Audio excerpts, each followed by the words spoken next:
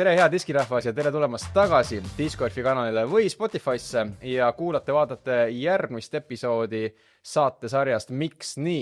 Saade, kus me küsime erinevate Discorfi-alaste külaliste käest erinevaid põnevaid küsimusi, võib-olla ka teravaid küsimusi ja vaatame, kas antakse meile ka vastuseid.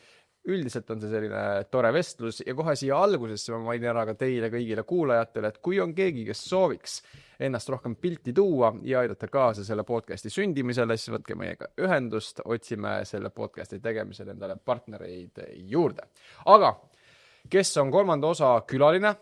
Ma arvan, et kui te juba pealkirja nägite, siis ilmselt selle tõttu te siin olete, et te siia klikkisite, et tahate näha, mis meie külalisel rääkida on. Tegemist on, enam ei saa öelda tõusva staariga, tegemist on ikkagi, ma arvan, staariga. Tegemist on mehega, kes kui sinu nädalamängule satub, siis sa oled võib-olla veidi kurb, sest esikoht ilmselt on juba näinud. Ja mees, kes eelmisel aastal tegi väga tugeva tulemusega väljaspool Eestit. Me jõuame rääkida kõike, mida ta veel teinud on. Tere, Mauri Vilman. Tervist. Kell on meil siin nüüd 10 hommikul, nädalasisene päev. Kuidas sul olek on, naudid elu lihtsalt praegu?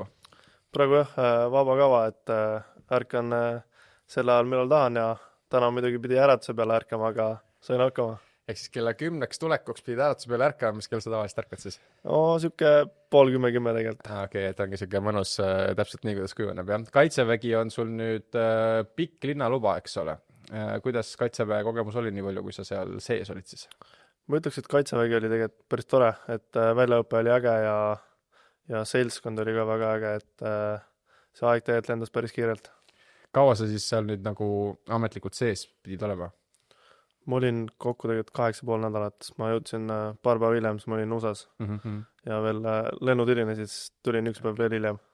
Ja kui nüüd nagu kes ei ole üldse Kaitseväega näiteks kokku puutunud, pean tunnistama, et mina olen ka vähe Kaitseväega kokku puutunud tervislikul põhjustel. Küll aga, mis tähendab nagu pikk linnaluba nüüd sportlase jaoks? Sa teed selle 8,5 nädalat, eks ole, ära ja mis see süsteem siis edasi on? No see tähendab seda, et ma olen ikkagi suveni nimekirjas, et kui mingi suure teoga või mingi asjaga hakkama saan, siis kutsutakse ikkagi tagasi. Et pean ikkagi nendest reeglitest kinni pidama, mis linnaloaga kehtivad. Okei, ehk siis kuna sul siia vahele jääb nüüd ka USAsse minek, eks ole, et kui seal millegagi teoorias hakkama saad, siis öeldakse, et kuule, et tule enda tagasi ja... Võib-olla jah, et lihtsalt nad nii-öelda võimaldavad siis 100% meie enda spordile keskenduda.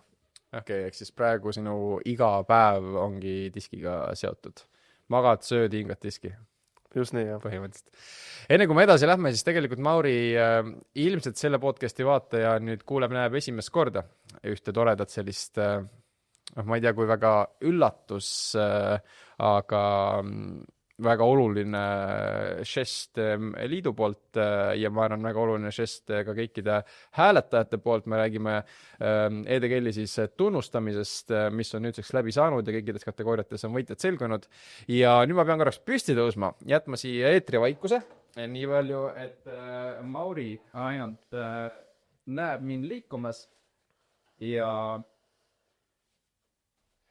daamid ja herrad, ma tulen istun siia, sest siin me oleme kaadris ja loen teile ette ja näitan teile samal ajal ka siia kaadrisse. 2025. aasta meessportlane discgolfis istub minu vastas. Mauri Vilman, palju õnne sulle. Aitäh. Ma annan sulle selle viisakalt üle ka, sa saad selle panna endale siia lähedale selle Oscari. No see ei ole sulle esimene, mis emotsioonid valdavad? Ei ole esimene, et kolmas peaks järjest olema minu teada. Et emotsioonid on head, et tundub, et töö ja sihikindlus on pinud siile. Siin on siuke jällegi nagu spordireporteri küsimus nüüd minult sulle, et mis siis on see, mis toob selle tiitli sulle, mis sa ise näed, mis on nagu see võiduvõti, kas see on ainult järjepidev töö või mis?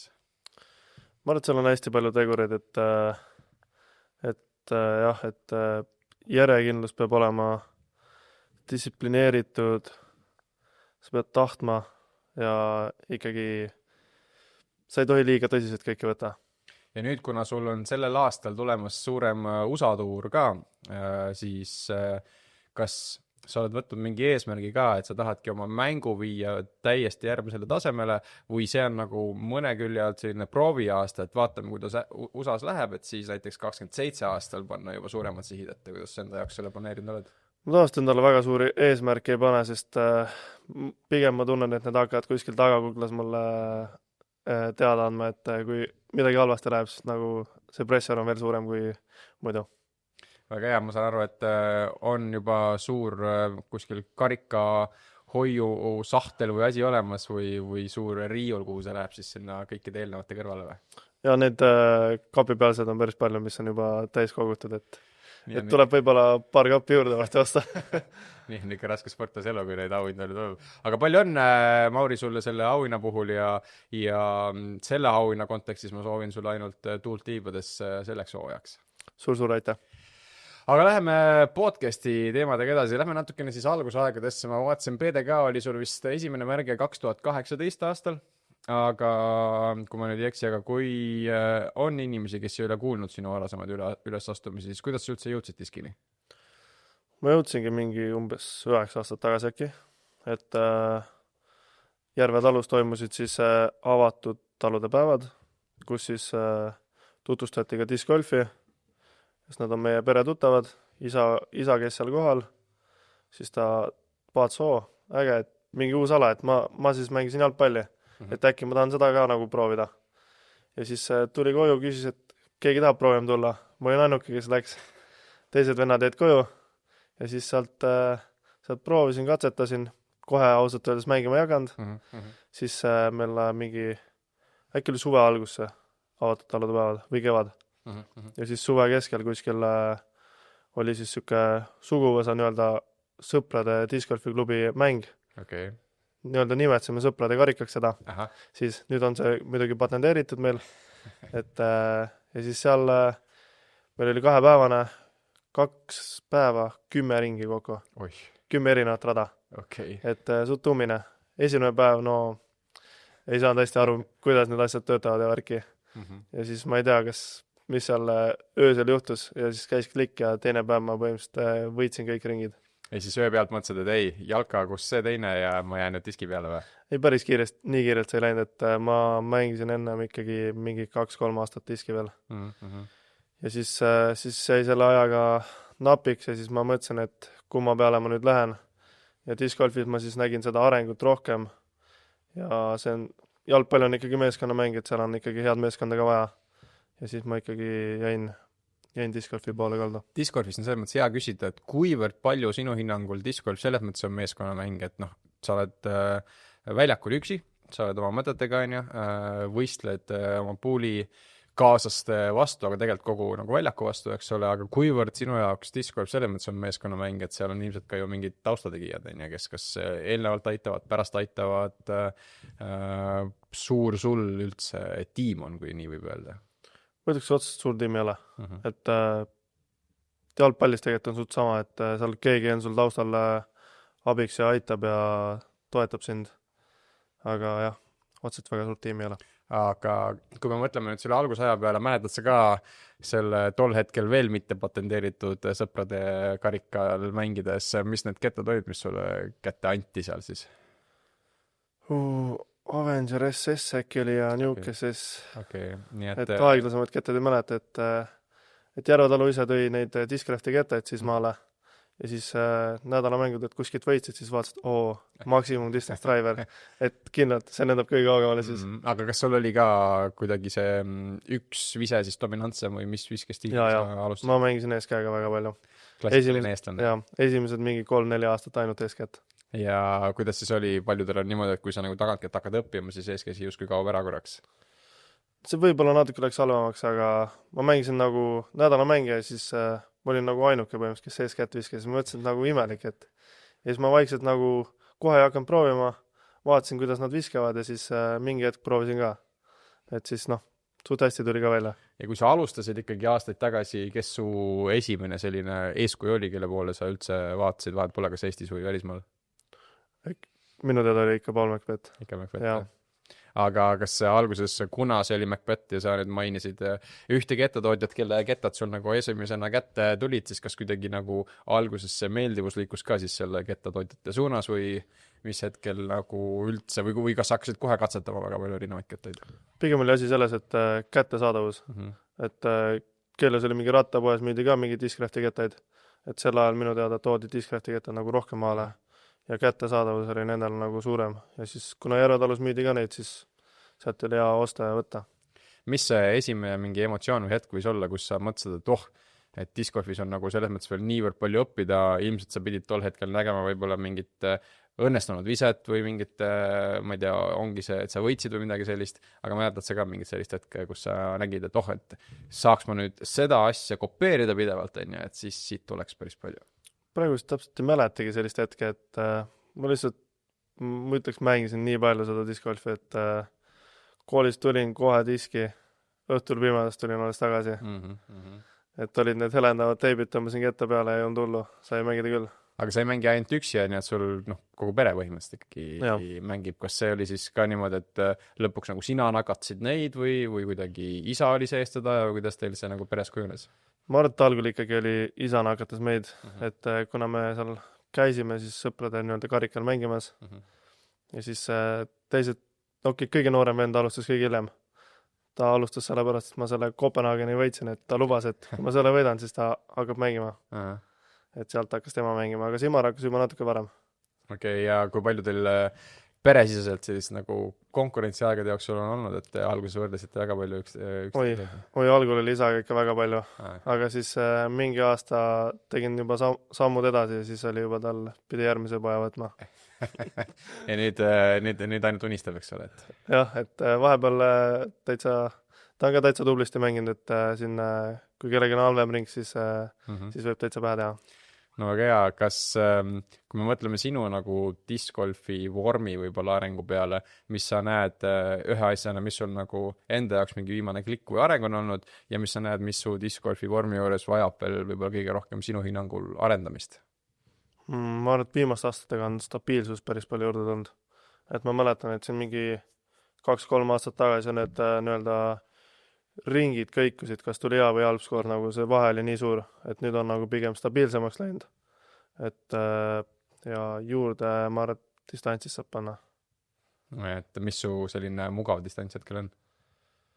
Praegu talvel on, ma ütleks 120, aga suvel ma ütleks siuke 135, 140. Ja selline, ütleme, võistlustingimustes, kus sa ei lähe täiega sajaga niimoodi, et sul vorm ära kaob, aga et sa lähed ikkagi distantsi viskama, mis sa võid kätte saada? Sa mõtled praegu talvel või? Ei, suvel. Suvel. Ma arvan, ma olen mingi 150-160 kätte saanud. Ja kui me nüüd mõtleme USA peale, kus on palju selliseid nagu pargigolfi platse, eks ole, kus võib-olla natukene eelises on need inimesed, kes viskavad kaugele. Kuidas sa seal nagu praegu juba etteruttavalt mõtled, et kas sa tunned, et ongi seda, ma ei tea, 5-7 meetrit vähemasti mugavust juurde vaja või ei ole? Ma arvan, et see kõik tuleb sellega, mis radu sa mängid. Et kui ma hakkasin Euroopas mängima, siis ma tundsin ka, et distantsi nagu tuli juurde. Sest keha nagu harjus ära sellega, et sa pead kogu aeg nagu kõvasti viskama ja kaugele. Et ma arvan, et mida rohkem ma seal mängin, seda rohkem tuleb seda distantsi ka juurde, et Eestis neid radu on nagu nii vähe, kui sa saad driverit täie visata. Sa oled olnud erinevate tiimide all. Praegu tiim MVP. Kuidas see üleminek eelmisest sponsorlusest, sellesse sponsorlusse sul selles mõttes oli, et kui kaua sul aega läks, et harjuda ketastega? Ma ütleks päris kiirelt läks see, et kui ma läksin triloogi pealt Proditsi peale, siis oli nagu uus asi minu jaoks, et seal oli nii palju katsetamist ja värki, et nüüd ma juba teadsin, mida võtta ja valida ja kuidas teha ja et ma ütleks, see läks päris kiirelt. Palju sa üldse kunagi olid varasemalt kokku puutunud MVP ketastega enne? Ei olnud üldse. Täitsa null, jah? Jah. Ja ma tean, isegi vaadates mõne nagu tippmängija, kes välismaal teeb YouTube'i, vaadates nende videosid, siis nendel näiteks nende plastikute nimede pähe õppimisega läheb päris kaua aega, et kuidas sul sellega oli?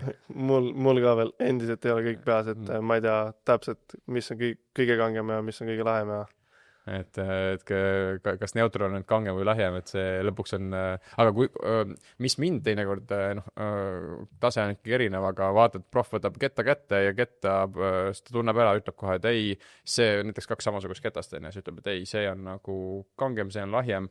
Tunned sa ka niimoodi? Ei, niimoodi ma ei tunne ära. Ei tunne ära, jah. Et see tundub minu jaoks siuke astrofüüsik juba enam-vähem, et keegi võtab selle kätte ja ütleb, et see on natukene, siit õlg on selline ja tegelikult on lahjem, eks ole. Aga sinu hetk, kui sa peaksid valima 2 lemmikketast MVP-st, mis sa võtaksid sealt või Axiomist? No kõik lähevad sinna alla, Streamline, Axiom ja MVP. Et ma ütleks, et üks on kindlalt Büro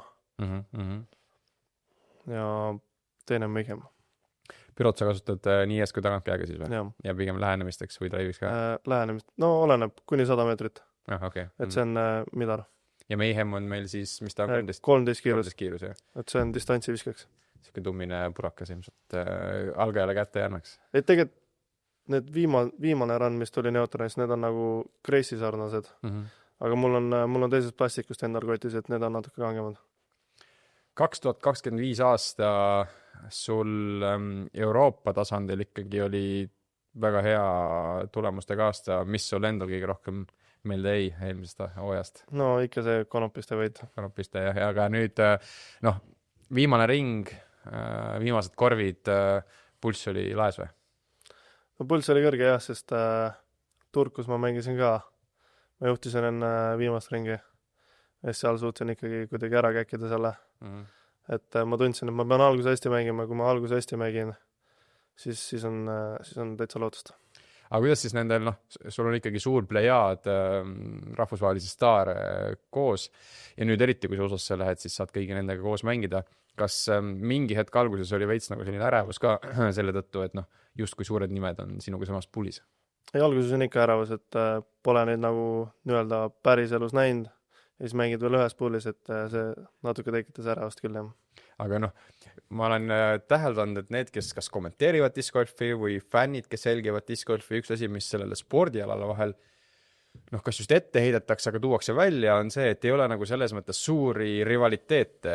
Et jah, kunagi oli meil Macbeth ja Wysocki ja nüüd mingi hetk oli Barella ja Burr just kui uus generatsioon tuleb peale, aga need on sellised, et nad lihtsalt skooride mõttes on rivaalid, aga meil ei ole spordi sees sellist nagu võib-olla vahepeal kuskil korvpallis või kuskil on, et kus sul on nagu isiksused hakkavad põrkuma omavahel, et discgolfis on just, kui kõik on sõbrad omavahel, teevad ringi ära, keegi võidab, keegi kaotab ja siis minnakse pärast kuskile Airbnb-sse ja chillima ja olema, et on siis nii, et võistlustingimustes ka, ma ei tea, USA rahvas on tegelikult toetav nii olles rajal kui ka rajalt teemal või?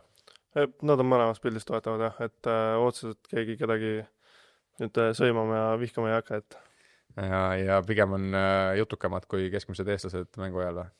Oleneb ameeriklasest. Okei, et mõni on keskendunud oma ja, mõni ei räägi mitte ühtegi sõna, jah. Okei, on sul võimalik mõni nimi ka öelda või? Nad ilmselt eestikeelset podcasti ei kuule. Kes on nagu selline, keskendub, soonib oma mängul ära ja praegu mõtlen, et Soomes olen koos mänginud. Näiteks Chris Dickerson vist oli. Kes nagu, ma olen äkki mingi 3 ringidega kokku mänginud. Et ta nagu üleüldse puulis rääks väga vähe. Okei. Ta tundub jah võib-olla keskmisest nagu tõesti USA kontekstis nagu kinni see viimine, kui ma nüüd hakkan mõtlema selle peale ka.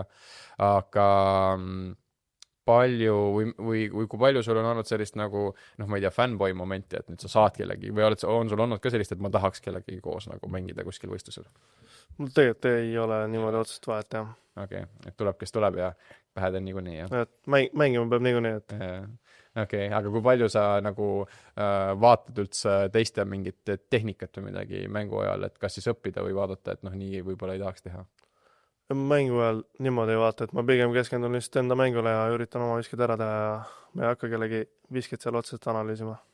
Ma küsin su käest siis nii, et kuna meil on ikkagi Miks nii podcast, et miks on siis nii, et nüüd sellise, ütleme USA-tuuri kontekstis on läinud nii kaua aega, et sa USA-sse lähed? Ma arvatasin ka rahaliselt ja selle nii-öelda reisikaaslaste otsimises, et ma ei ole nagu kindlalt tundnud ennast selles ja siis rahalise poole pealt ka. Kas Euroopas tulemuste tegemine oli ka nagu mingisugune oluline vaheetapp, et tahaks nagu selle enne nagu saada kana kinnitatud justkui natukene, et siis alles USA proovida või? See ka, et kui nagu Euroopas hakkama saad, siis võiks nagu USA proovida ka, et kui Euroopas ka välja ei tule, siis nagu ma ütleks, et otseselt ei ole sinna mõtet USA-sse ka minna. raha raiskama nii-öelda. jah. Okei, ja nüüd millal sul siis selle aasta planeerimine selles mõttes pihta hakkas, et see kindlus tuli, et sa USA-sse päriselt lähed ka? Eelmise aasta lõpus, et siin enne Kaitseväge natukene juba sai midagi vaadatud ja planeeritud ja peale Kaitseväge siis sai plaani paika panna. Aga käime siis selle üle, mis plaanid sul on küll kalender välja tulnud, aga kes seda näinud ei ole, siis millal lähed, kaua oled? Lend on 23 märts USA-sse, olen praegu 2 kuud ja siis suve veedan Euroopas ja hooaja lõpus jälle circa 2 kuud olen USA-s. Nii et 2 sutsu on siis käimas ja selle sisse jääb siis meil ühe sutsuga vähemasti siuke 6-7 võistlust. Esimene kord vist on 6 ja teine kord vist on äkki 7 või 8. Midagi sellist. Päris palju kogemusi. On mingi rada ka, mida sa ootad? Mul nagu see uues tegelikult see nagu kogu aeg nagu seda ootan alati ja see on hooaja lõpus nagu ja see on Charlotte'is, seal on üks pokekoht ka, mis mulle nagu väga meeldib, et seal ma põhimõtteliselt käin iga päev söömas. Aga kui sa nüüd lähed, sa ütlesid, et nagu reisikaaslaste kontekstis ka on sul siis paigas, et sa lähed käigi koos nagu, käite, sõidate ringi koos? Ja me oleme koos, jah. Okei, et eestlastega või lähed lihtsalt võtad Eestist kaasa? Siin on segamini, siin on, ma võin öelda ka, Maria, Joey ja siis on Saimo meiega ja mingi aeg on Lauriga Lehtinen. Väga äge, nii et natuke Eestit, nii et võib olla ohtu, et sind võib mõnes YouTube'i kanalis olla näha suve jooksul. Võimalik, jah. Et teades, et Simon esiteks teeb, ta on küll vähem hakanud tegema, kui ta varasemalt tegi, aga kui ikkagi tulevad eurooplased esimest korda USA-sse, siis mulle tundub, et kas Jomes või keegi muu on ka teinekord huvitatud kindlasti mingeid videosi tegemast. No see saab põnev aeg olema kindlasti Eesti discgolfi kontekstis peale seda, kui Kristin teavitas, et ta teeb väikse pausi. Oli paljudel õhus see küsimus, et aga mis siis edasi? Et kas me jääme vaatama nagu siseriiklikku Euroopa turneesid, nüüd sina oled minemas USA-sse, Anneli on minemas USA-sse, ma loodan, et äkki mõni sportlane veel teeb mõne sutsu seal ja Maria on ka ju USA-s, eks ole, et tõotub tulla ikkagi põnev hooaeg. Kas sa juba vaikselt mingil määral planeerid ka 2027 aastat enda mõttes või see on pigem selline asi, et vaatame, kuidas see hooaeg läheb ja hetkel ei planeeri, sest mul selle aasta lõpuni on MVP-ga leping, et oleneb, kuidas see aasta läheb ja siis ma saan teada, kuidas 2027 aasta planeerida. Sellest nagu sponsorluslepingu sisust me ei saa rääkida, aga kas sa seda üldse saad mainida, et kas näiteks nüüd USA-sse minekul on üldse mingid nagu sponsorlustiili selles mõttes toetusosa, et sa ei pea ala kõik ise kinni katma, vaid midagigi rääkimata summadest aitab sul MVP ka või? Nad toetavad küll, jah. Ja siis kas sul on võimalik selle aasta jooksul juba öelda ka, et on veel mingisuguseid signatuurkettaid välja tulemas? Ma arvan, et ma täpselt ei tea millal, aga selle aasta omad tulevad küll, jah. Et enne suve on lootust midagi võib-olla saada või? Et täpselt ei tea praegu. Ei julge lubada, jah. Okei, no siis loodame, et mingi hetk tuleb. Kas need signatuurkettad, mis sul seni on välja tulnud, kui palju siis seal näiteks stampidel kaasa räägid? Seal ma saan ikka kaasa rääkida. Et valid ala mingi looma või asja? Ja. Okei, ja miks sellised valikud nagu seni on olnud? Skorpion või? Sest ma olen Skorpioni tähtkujust. Okei, nii lihtne ühesõnaga, et jah. Ei ole mingit suurt juttu taga, et nõelad nagu Pemar seal. See on jah. Okei, no siis on selles mõttes hea konkreetne, Skorpioni tähtkuju läheb Skorpion.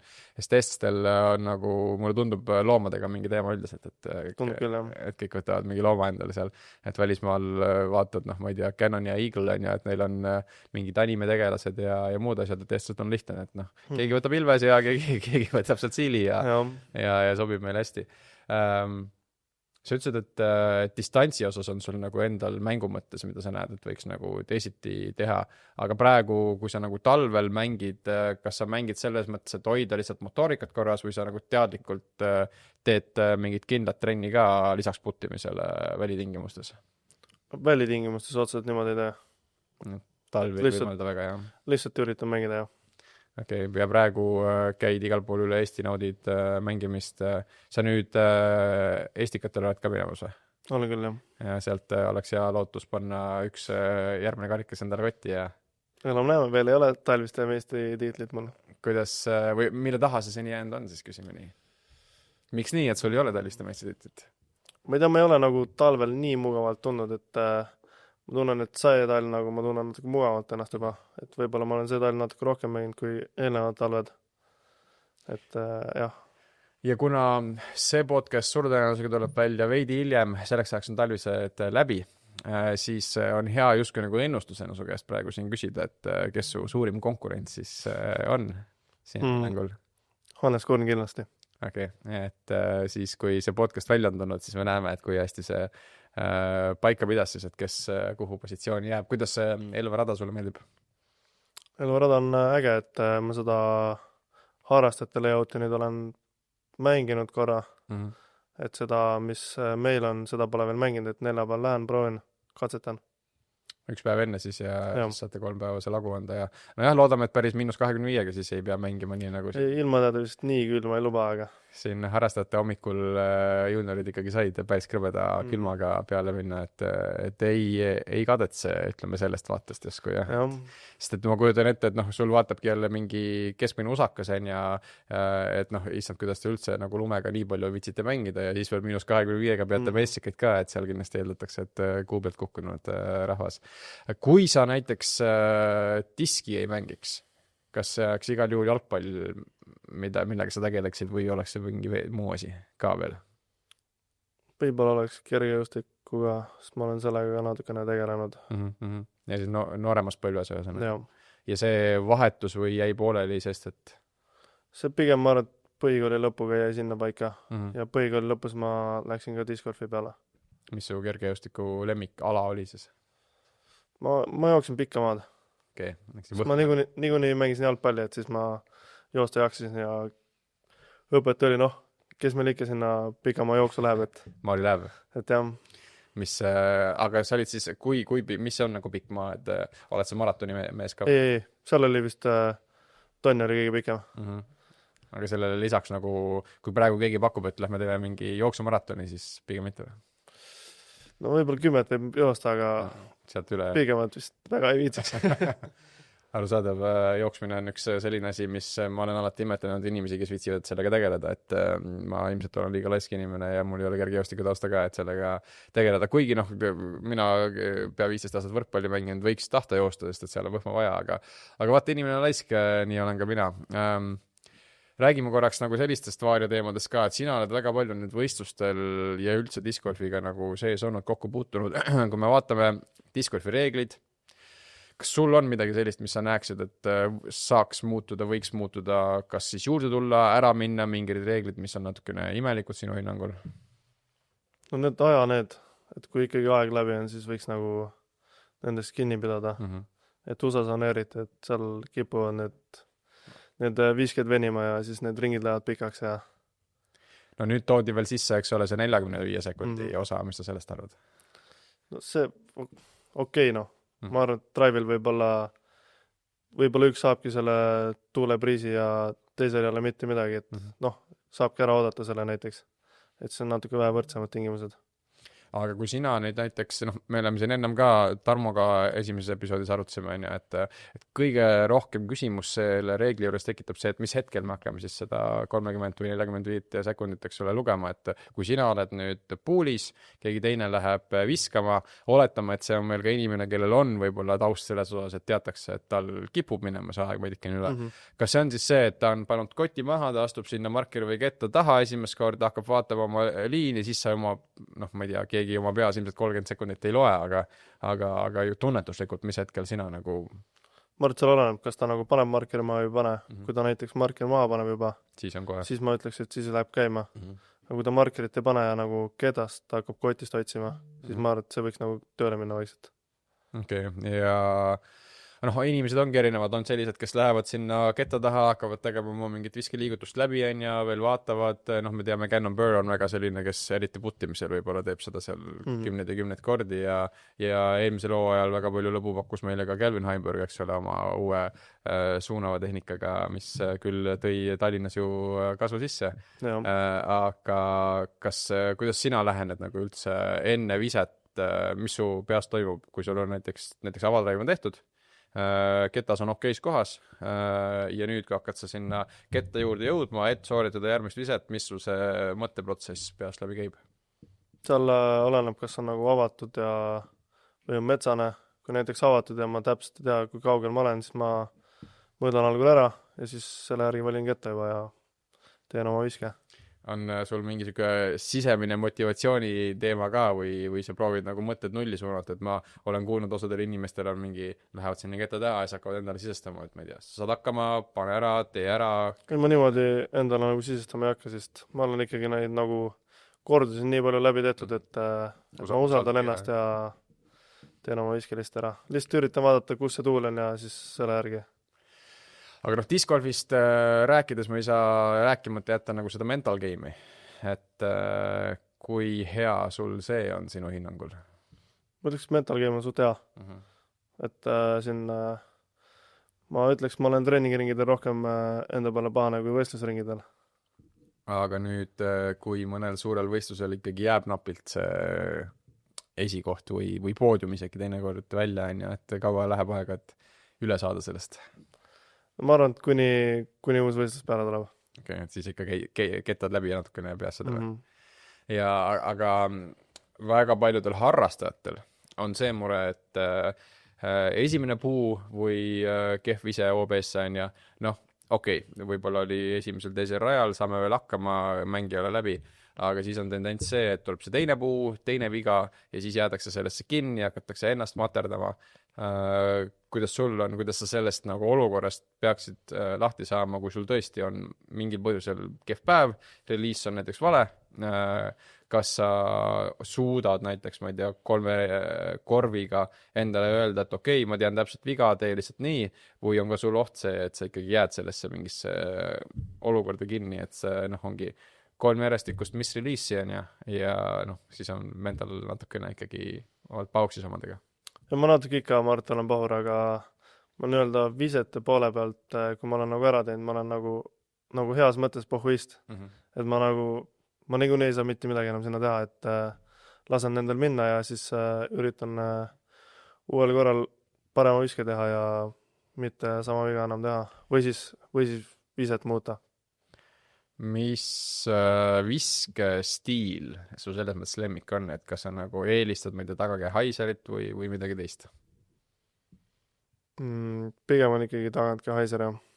Ja pigem, kui sa nagu kettad drive'id, siis sa lähened haiser flipi peale, proovid nad panna pigem nagu flatimalt oma tööd tegema või kuidas sa lähened drive'ile? Ma arvan, et see täitsa oleneb raja profiilist, et kus on OB või siis kuidas see nii-öelda rada kujuneb, et aga mis su selline loomulik viskestiil on, osadel ongi, näiteks Riki Vessaki paneb õnnas annukas lihtsalt loomu poolelt neid pidevalt välja. Simon viskab kõik haiseris, mis võimalik, eks ole, mõni inimene tahab flatilt visata, mis sul see mugav vise on? Ma ütleks, mul on nagu väga suurt annukut ei meeldi visata, et ülejäänud ma ütleks, on suht mugav, et kuidas su rolleri game on USA-s ilmselt läheb neid vaja vahepeal? Rollerit ma viskan ikka väga vähe, et rolleri jaoks on seda täpselt õiget ketast vaja. Et siin vahepeal on olnud, vahepeal ei ole nagu. Mayhemiga ei lähe? Mayhemiga ei lähe, jah. Mis see rolleri ketas sul kotis on? Hetkel ei olegi. Et tuleb panna? Et mõtlen, millal ma viimati üldse rollerit mängisin. Eestis ei ole liiga palju seda vaja, kui mõni hull tahab proovida mäetagusel, siis võib, aga USA-s siuke pari golfi muruga radadel, teinekord vaatad, et kas sealt üldse peab minema, mõned tipud lähevad nagu mugavusest ja on ju ka kõrvemaal nähtud, kuidas Paul läheb mingitel radadel rolleriga, kus nagu eestlane ei tuleks selle pealegi, et siin üldse rollerit võib visata, et see on ilmselt ka neil nagu mingi harjumuspärane asi, aga mis sa arvad, kas me näeme USA-s suvel Maurit rollerid viskamas? Võimalik, et mul tegelikult praegu meenus ka, et ma Konopistes viskasin rollerit. aga need tundus kõige paremini välja, et oleks võinud vabalt eeskäega visata seal. okei. Nii et potentsiaali on, aga tuleb Jah. lihvida natukene veel, jah? Jah. okei. Aga Vaaria küsimustest rääkides, kui me jätame nüüd discgolfi kõrvale, sul on praegu võrdlemisi palju vaba aega ikkagi, sa saad keskenduda discgolfile palju, aga millele ülejäänud aeg kulub, kui sa ei ole diski mängimas? Ma mängin võrkpalli esmaspäeva õhtuti. Et see on äge tore, et saab discgolfist ka mõtted mujale ja siis jõusaalis ka. No võrkpallist ma ei saa jätta küsimata kohe, et mis su lemmikpositsioon siis on? Et meil seal otsast ei olegi, seal kõik muutub, jah. Okei. Aga eelistad, ma eeldan ikkagi nagu rünnata palli, et see on kõige lõbusam osa võrkpallist. Mul tegelikult isegi väga vahet ei ole, et mulle tegelikult, ma ütleks, servimine meeldib kõige rohkem. Okei. Nojah, sest discgolfiga ilmselt nagu õlga on natukene ja jõudu on, et see on hea spordiala. Ei olegi sind siis nagu padelilummus üle võtnud? No ma ütleks, et padeliväljakut ei ole nagu nii lähedal. Et ma siin pigem 2 aastat tagasi mängisin talvel, aga ma ei tea. Võrkpalli parem? Praegu ütleks võrkpalli on parem ikka.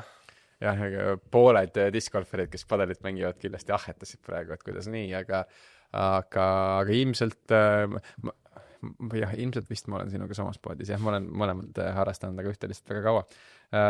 Aga mis on nagu spordiväline, millega tegeleb Maarja Ülman see mõttes vabal ajal? Kas sa oled filmivaataja, seriaalivaataja, mängid sa mingid mänge, videomänge, PlaySi, arvutis? Tegelikult väga palju ei mängigi, et seriaale ja filme ka väga ei vaata, et see aeg lihtsalt kuskil läheb. Spordipoisse sellega? Ja. Kogu aeg läheb spordile aga on sul midagi selles mõttes nagu kuklast tiksumas ka, et kui nüüd mingi hetk on mul rohkem vaba aega spordi kõrvalt, siis ma tahaks, ma ei tea, seda proovida, seda teha, minna reisima, mis iganes? Praegu teagi, et ma olen ikkagi kõik sihi nagu discgolfi peale pannud. Et no reisimist on nii palju selle discgolfiga, et võib-olla siin Euroopat aastada natuke rohkem, aga jah. Ja kui nüüd järgmist paari aastat vaadata, sa ütlesid, et selle aasta lõpuni on sul sponsorleping MVP-ga, siis oled sa mõelnud ka, et kaua discgolf tipptasemel su elus võiks olla? Ma arvan, et circa 10 aastat kindlalt veel. Veel 10 aastat siis ühesõnaga. Nii et tasub läbirääkimisi pidada mõnega, et noh, me oleme näinud neid 10 aastat lepinguid suurte numbritega, eks ole, et 27-37 leping X tootjaga Maarja Ülman nimega võiks ju täitsa hästi kõlada, eks ole. Ja. Mis küsin sellise huvitava küsimuse käest, et kui sa peaksid Eesti discgolfi skeenet, üleüldiselt on see siis viimase aastate arengud, võimalused, discgolf üleüldiselt Eestis hindama 10 palli skaalal. Mis hinde sa Eesti discgolfile annaksid? Ma arvan, 7. Nagu arengruumi veel on? Jah. Siin on hea mul liidu poole pealt küsida, et mis võiks muutuda, paraneda, juurde tulla? Ma arvan, et see lihtsalt, et mängijaid võiks rohkem olla ikkagi võistlustel. Et võimalused tegelikult on head, rajad on head ja korraldus on ka hea, ma ütleks. Kui sul on vaba päev ja sa saad ükskõik millise rajal Eestis mängima minna ja kui me jätame nüüd näiteks Mäetaguse kõrvale, võib-olla Elva ka kõrvale, et oleks natukenegi raskem, mis radadele läheksid?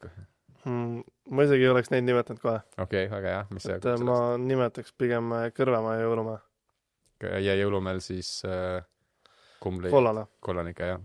Okei. Kõrvemaal räägitakse seda, et praegune layout on veidi iga nende inimeste jaoks. Oled sa nõus? Ma ei tea, ma mängin teda nagu nii harva, et mul ei ole üle visanud veel.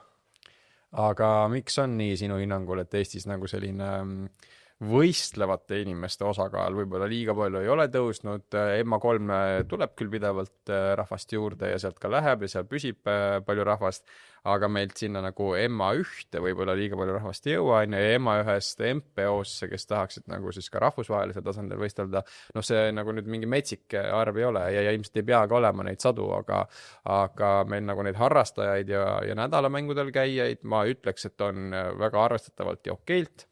Ja siis, aga sinna võistlema tulekul, isegi kui ta ei ole PDK võistlus, et seal jääb kuskilt nagu mingi asi puudu veidikene. Oskad sa näpu peale panna? mille taga võib see asi olla? ma arvan, et seal ongi, et kui on mitmepäevased näiteks, siis on see ööbimine ja transpordi enda leidmine ja oleneb kus kanti. Et näiteks siin Tartus ka ma ütleks, et mul vabal ajal ei olegi seal väga palju midagi teha. Et kuidagi üritan midagi leida, aga Et nüüd, kui Elvasse minek on, siis teed ringi ära ja tiksud? siis ma arvan, et ma lähen jõusaalis ja siis ootan õhtut ja kui mõni õhtu korvpalli näitab, siis vaatan korvpalli. No Eesti esimängija aasta meessportlane 2025 ja 3-kordne aasta meessportlane ikkagi, kui ta räägib, et ta käib jõusaaliga või ta discgolfiga seoses jõusaalis, siis üks harrastaja, et nüüd saaks paremaks discgolfariks, siis mis mingi lemmikharjutus on, mis tal kavasse võiks tulla? Mul niimoodi otseselt ei teagi, ma otseselt nagu discgolfi jaoks ei tee. Üldist nagu kehalist? Ma teen lihtsalt üldfüüsilist.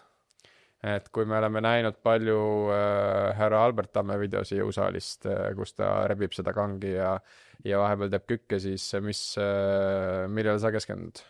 Jalg, ülakeha? Mul on kõik terve keha, jah. Ja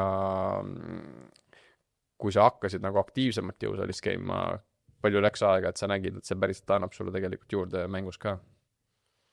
Ma siin paar aastat olen jõusaaliga pausi pidanud, aga kui ma nagu kooli kõrvalt käisin, siis nagu natuke andis, et lihtsalt endal ei tunne parem ja füüsis oli nagu parem, et peale ringi ei olnud nagu nii väsinud. Kuna me hakkame nüüd selle podcasti vaikselt nagu lõpupoole jõudma, siis ma küsin su käest võib-olla mõne sellise küsimuse, et sinu mingisugune mõte või soovitus ühele harrastajale, kes tahab nagu, oletame, et ta on näiteks EMA3-s, aga tegelikult sisimus on see, et ma tahaks nagu ennast proovile panna, ma tahaks olla üks hetk MPO-s näiteks. Et mis sa ütleksid talle, et keskendu esialgu vähemalt sellele, et see ilmselt ei ole nii, et sa ühe suvega EMA3-st MPO-sse jõuad, aga võib, mine tea, aga millele keskenduda võiks? Ma arvan, et stabiilsus, aga stabiilsus tuleb midagi aastatega, et kõik üritavad algul nagu kaugele visata, aga tegelikult see kaugele viskamine Eestis sulle ei anna otsest väga palju midagi. Et sul võib-olla paar nädadel jääb mingi 40 läheneda 60 asemel, see ei ole väga suur vahe, et ma ütleks, ei anna algul mitte midagi. Okei, ehk siis stabiilsus tuleb aastatega, aga kas on mingisugune nagu mängu osa, millele erim nagu rõhku panna? Osad ütlevad, et võit tuuakse koju putiringis. Ja putt võiks ka kindel olla, et kui sa nagu saad 7 pealt suht tihti eksid, siis peaks seda nagu pigem tee 7 pealt kindlaks ja 10 pealt äkki läheb siis. No sinul on siuke väga võrdlemisi tugev spinput, eks ole? Jah. Kas see oli algusest peale nii või? Ütleks küll, et suht algusest peale on see olnud. Sest et sa tõmbad, eks ole, oma randme võrdlemisi sisse puti ajal. Kas see tuli kuidagi nagu mingist varasemast harjumusest või keegi õpetas sulle või see tehnika selles mõttes on nagu, ta ei ole nüüd nagu mega omanäoline, aga sarnast tehnikat liiga palju nagu ei kohta võib-olla tipptasemel? Ma vist äkki putiga ei ole mitte kellegi pealt midagi vaadanud nagu, et see on kuidagi nagu ise tulnud kuidagi ja nagu mugav tundnud endale. Ja mis sinu kõige ebameeldivam kaugus on? Osadel ongi see 7 meetrit, lihtsalt kuidagi mental, aga mis sul on? Ma arvan, et sõrkülest ei ole ebamugav nagu. Pigem on niisugune 15, et nagu mulle kohati nagu tundub, et kui ma olen mingi 13 peal, et mulle tundub nagu oleks 9 peal, et ma nagu peakski ära panema. Aga niisugune 15 on niisugune nagu kahtlane. Mis sa sellest arvad, et 20 seest ei hüppa ega jumpi ega steppi ega midagi tulevikus võib olla? Ma arvan, et pigem võiks see piir minna 15 peale. Okay. 20 on niisugune juba... Tahaks juba... Jah. Ja sa oled alati ühte viisi teinud või sa vahepeal valid ka, et kas sa steppid või jumpid või? Kui sa pead nagu kaugemalt, kas sa astud läbi või sa pigem hüppad sinna putti sisse? Ma tavaliselt väljaspool 20 hüppan, aga muidu seal olen 13 kuni mingi 20. Ma teen nagu harki, aga ma astun ühe jalaga ette. Et ma nagu ei steppi, nagu läbi teise jala. Okei, ehk siis väike hüpe ikkagi on seal sees. Aga kui me ikkagi nüüd selleks hooajaks mingisuguse mõtte siin üles viskame, siis mis sa tahaksid USAs saavutada või mis see nagu nice to have asi oleks? Näiteks kõik võistlused raadesse mängida. See on juba päris hea algus kindlasti. Ja kui me nüüd eelmist aastat siia lõppu veel tagasi vaatame, siis kas Konopiste oli sinu nagu kõige säravam või on veel mingisugune asi, mis ikkagi võistluste tingimustes kogemuse mõttes sul nagu pähe hüppab? No Carolina Clashi võit oli ka päris hea. Ja et seal Koure Dahlen osales ka, kes oli just eelmine nädal võitis MVP Openi. Nii, et siis oli hea kellelegi niimoodi pähe teha. Mauri, ma tänan sind külla tulemast. Aitäh sulegi. Loodetavasti sul oli tore vestlus ja ma loodan, et see Oscari kujuga tiitel jõuab õigesse kohta. Uhkustan nüüd isa ees ja vendade ees veel rohkem ja sõprade ees ka. Nii et palju enne sulle veel kord. Ja aitäh ka kõikidele saate kuulajatele ja vaatajatele, et olite meiega. Järgmises episoodis jälle uus külaline, nii et senimaani jätke kommentaariumisse oma küsimused ja mõtted, mis te arvate ja endiselt ootame küsimusi, mida võiks küsida järgmiste külaliste käest. Nii et järgmise korrani ja näeme rajal. Tšau!